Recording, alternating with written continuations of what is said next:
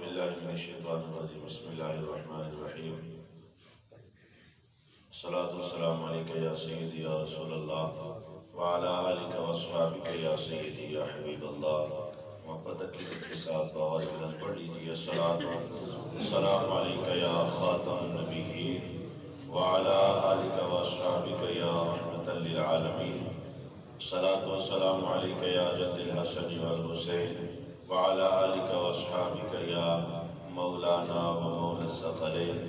حضرت عزیز وقار، ہم نے وضو کے متعلق فرائض کے حوالے سے چند ایک باتیں سماعت کی تھی، جسے اللہ پاک نے قرآن مجید کے اندر بیان کیا ہے۔ وضو کے طریقہ کار کو ان چیزوں میں سے دو چیزیں ہم نے بیان کی تھی۔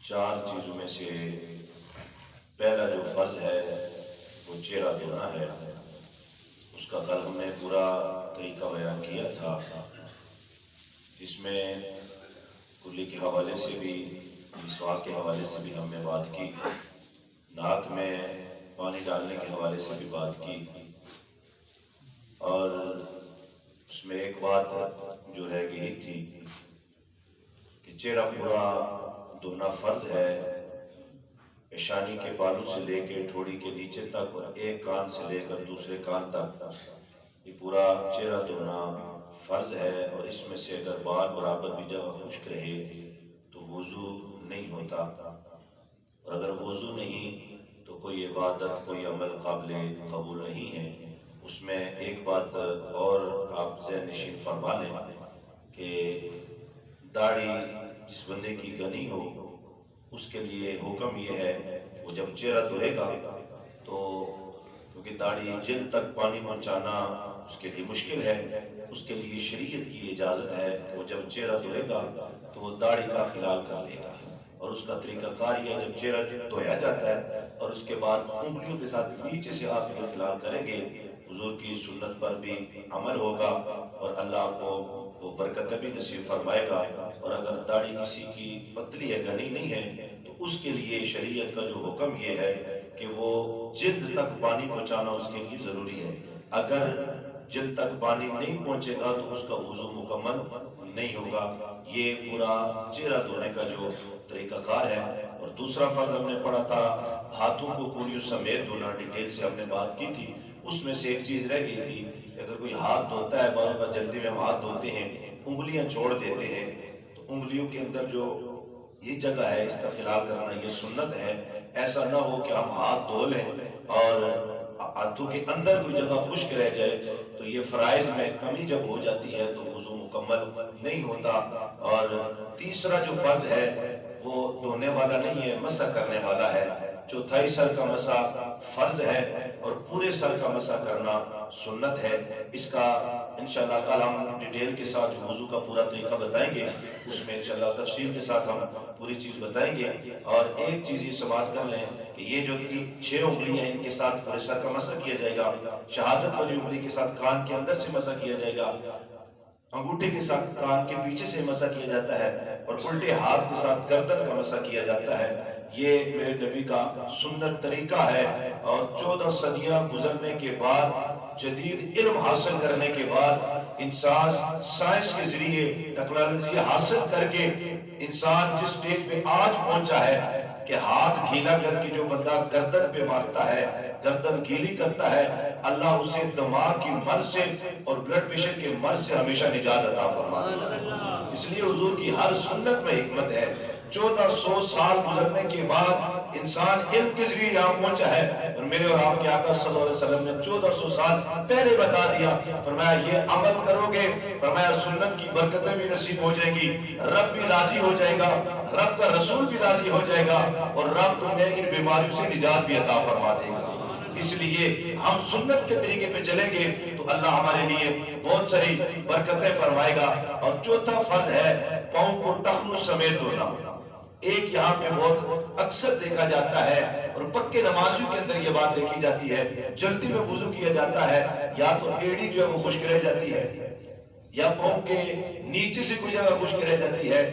انگلیوں کے بارے میں تو زیادہ یہی غلطی ہوتی ہے، لیکن اس میں سب سے بڑی غلطی یہ ہوتی ہے کہ ہم اسی طرح پاؤں نیچے رکھتے ہیں اور اس کو ملنے کی کوشش نہیں کرتے، اور ٹخنے کے ساتھ جو نیچے جگہ ہے یہ اکثر سوکھی رہ جاتی ہے. تو یہ یاد رکھیں، میں نے کل بھی عرض کیا تھا، نبی دو عالم صلی اللہ علیہ وسلم نے ارشاد فرمایا ٹخنے سمیت پاؤں دھونا یہ فرض ہے. تو اگر آپ ٹخنے سے اوپر تھوڑا دھو لیں گے، اور جو جسم کا جو جسم کی جو جگہ وضو کے پانی کے ساتھ دھل جائے گی، کل قیامت کے دن میں وضو کے نور سے روشن نظر آئے گی. اس لیے تھوڑا اگر آپ پاؤں اوپر تک دھو لیں گے تو اس میں آپ کے لیے برکتیں ہوں گی.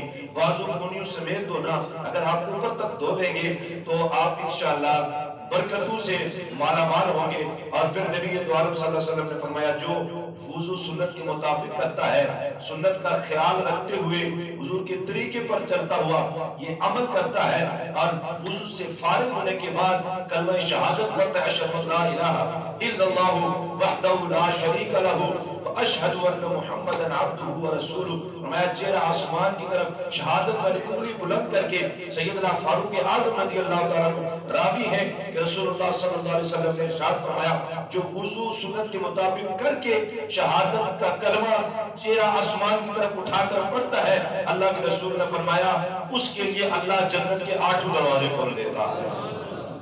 تو یہ ہمارے لیے برکتیں ہیں. ہمیں چاہیے کہ ہم یہ بنیادی وہ چیزیں ہیں جنہیں ہم سیکھیں، اپنے بچوں کو سکھائیں. اور یہاں پر ایک بات اور ضرور آپ توجہ فرمائیں، خصوصی طور پہ گھر کے اندر اپنی خواتین کو، بچیوں کو یہ بات ضرور سکھائیں، یہ جو ناخن پالش لگائی جاتی ہے یہ اگر لگی ہو تو وضو نہیں ہوتا. یہ بات ضرور رکھیں، یہ عام طور پہ اکثر دیکھا جاتا ہے، اس بات کو بالکل لائٹ لیا جاتا ہے. تو یہ بات مرد کی ذمہ داری میں شامل ہے، اس لیے کہ حضور نے فرمایا کل قیامت کے دن ایک عورت 4 مردوں کو جہنم میں لے کے جائے گی. مرد کو اللہ نے حاکم بنایا ہے، اس کو سربراہی دی ہے، اس لیے اس کو چاہیے کہ وہ خود بھی دین سیکھے، اپنے بچوں کو بھی دین کے نور سے ان کو مزین کرے، اور اپنے گھر کی خواتین کو بھی دین کے معاملے میں وہ ضرور تبلیغ کرے. ام المومنین سیدہ عائشہ صدیقہ رضی اللہ تعالیٰ عنہ آپ فرماتی ہیں کہ حضور کا اخلاق ایسا تھا کہ کائنات میں اس سے زیادہ اچھا اخلاق ہم نے نہیں دیکھا. لیکن آپ فرماتے ہیں حضور گھر کے ماحول میں بہت نارمل ماحول میں ہوتے، لیکن جب آذان کا وقت ہوتا یہ شریعت کی بات آتی تو حضور کے چہرے پہ جلال آ جاتا. وہاں حضور نرمی نہیں کیا کرتے تھے. ہم ہر معاملے میں سختی کر لیتے ہیں، بچے کو سکول بھیجنا ہے 2 تھپڑ بھی لگا لیتے ہیں. ماں بڑے پیار سے آج بچے کو تیار کرتی ہے، لیکن کاش کہ ہمارا کردار یہ ہو جائے کہ ہم بچے کو وضو کا طریقہ کار سکھا لیں. اور ہم نے پھر ایک غلطی ہمارے اندر یہ بھی ہوتی ہے کہ ہمیں اگر کوئی طریقہ آتا بھی ہو تو ہم دوسرے کی اصلاح کی جو کوشش کرتے ہیں وہ اصلاح نہیں رہتی. وہ ہمارا طریقہ کار، ہمارا انداز ایسے ہوتا ہے کہ وہ بندہ وضو چھوڑ کے بھاگ جاتا ہے. ہمیں حضور کے طریقے کو اپنانا چاہیے. پھر حضور کے آل نے امام حسن اور امام حسین کے بارے میں آپ آتا ہے کہ ایک شخص بزرگ تھا، وہ وضو کر رہے تھے تو آپ نے دیکھا کہ یہ وضو ٹھیک نہیں کر رہے.